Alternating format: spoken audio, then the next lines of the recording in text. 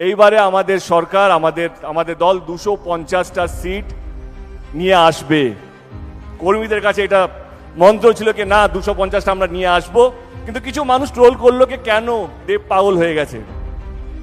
আচ্ছা, নির্বাচনটা কিসের জন্য বলুন তো? যেই দল মানুষের কাজ করবে তাকে তো আপনারা ভোট দেবেন, তাই না? তাই তো নিয়ম হওয়া উচিত। যেই সরকার কথা দিয়ে ভোটের আগে কথা দিয়েছে, ভোটের পর সেই কথাগুলো রাখছে, তাই তো ভোট পাবে, তাই না?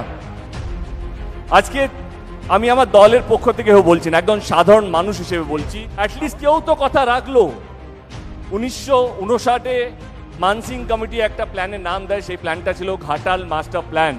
এই ফাইলটা প্রত্যেকটা দপ্তর, প্রত্যেকটা সরকারের প্রত্যেকটা টেবিলে ছিল, কিন্তু কেউ ফাইলটা পাস করেনি। যিনি পাস করেছেন তার নাম হচ্ছে মমতা ব্যানার্জি। এবারে যেই দল যে কথা দিয়ে কথা রাখে, সে কেন জিতবে না? তাকে তো জেতানো উচিত।